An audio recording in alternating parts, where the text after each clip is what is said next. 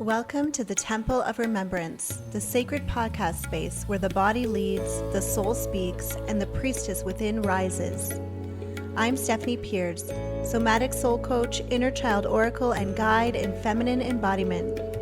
Here we reclaim our truth through movement, voice, grief, ritual, and radical presence.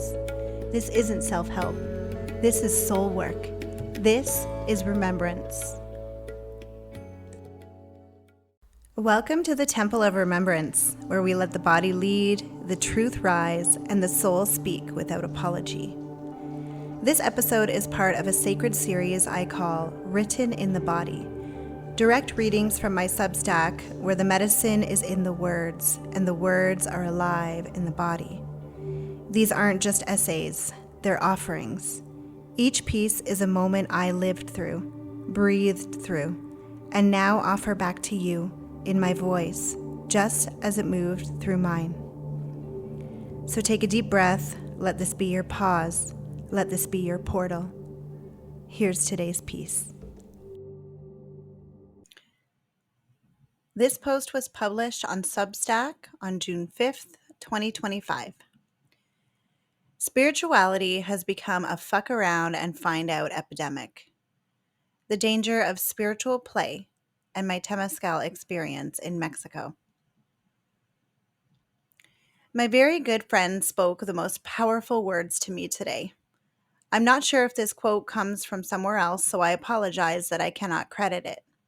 But she said, "Until you throw everyone and everything off the throne that you're meant to sit on, you will suffer." Oof. Really take that in. Jesus also said, "Worship no man." I exhausted myself chasing enlightenment. I think we're all chasing it, even if we don't know it, but some of us go hardcore. So hardcore, we think we're getting closer when in fact we're straying further and further away. And I didn't even go that hardcore. I dabbled and committed to some things that I truly resonate with. Much of it has made me who I am today. Some of it remains, some I let go of. Sometimes I wonder if those who go really hardcore are more exhausted than I was, trying to find something that was simply inside them all along and so easily accessible. I know eventually everyone will reach the realization that I did. Your evolution is supposed to be simple. Indoctrination and social conditioning made it hard. Thank goodness for the emergence of social media, which gave us access to information at our fingertips.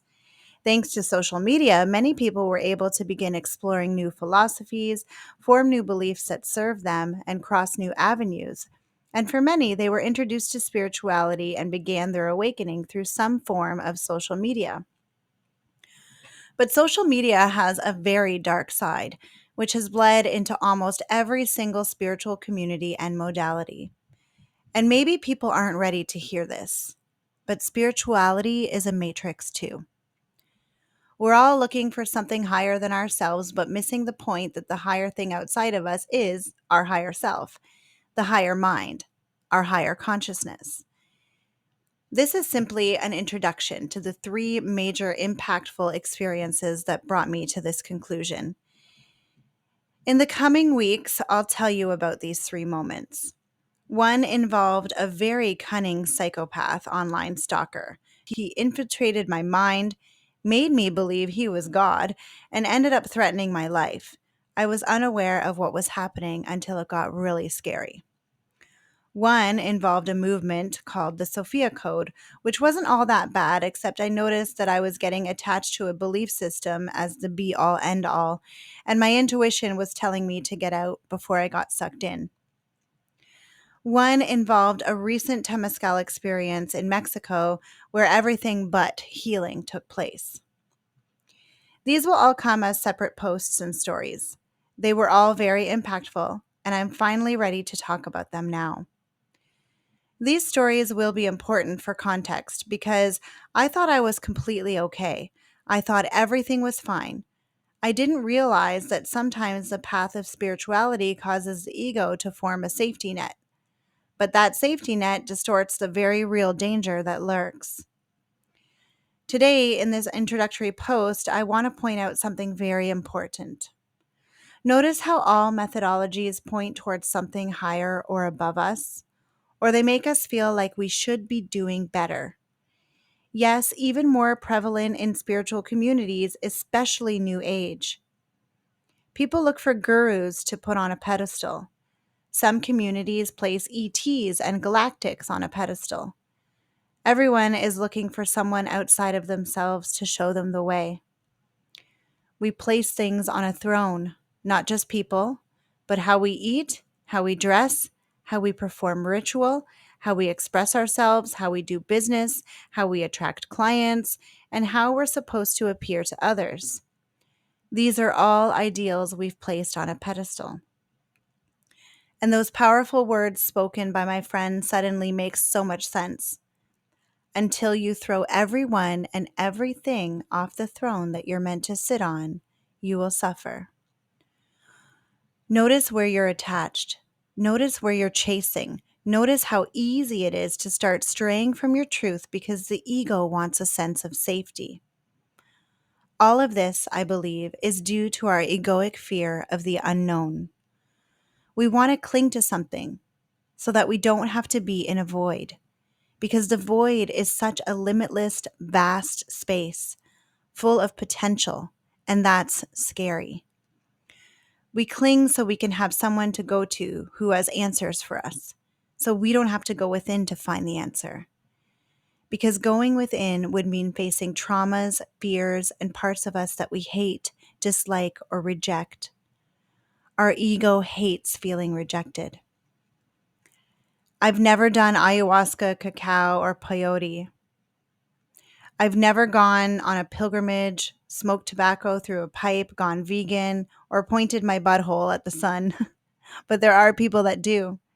And to each their own if that makes them feel good. But I have to wonder, because I was there once, how often are they checking in with themselves to assess if they're doing those things because they feel called to or because someone else said it was the way? Because when I look back now, a lot of the things I dabbled in because somewhere along the way, I heard that it was trending or the path to healing, and I was curious, but then I got attached. And usually, when it's not meant to be on your path anymore, it will come to a grinding halt, sometimes painfully, like it did for me 3 times.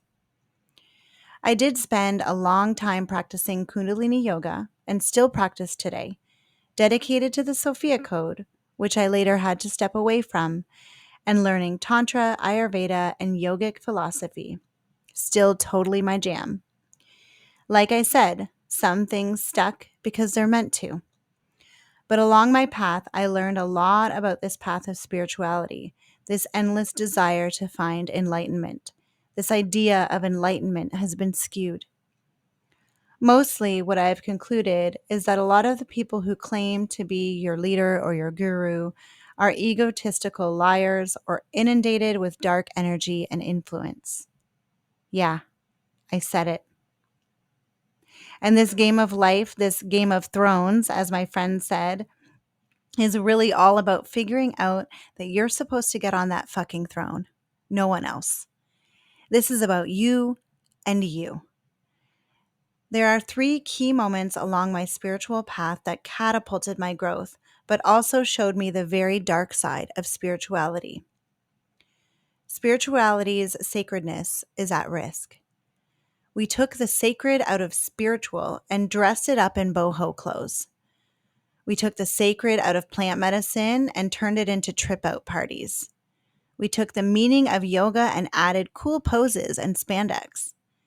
We took the sacredness out of blessing our food before the kill and turned it into veganism and activism.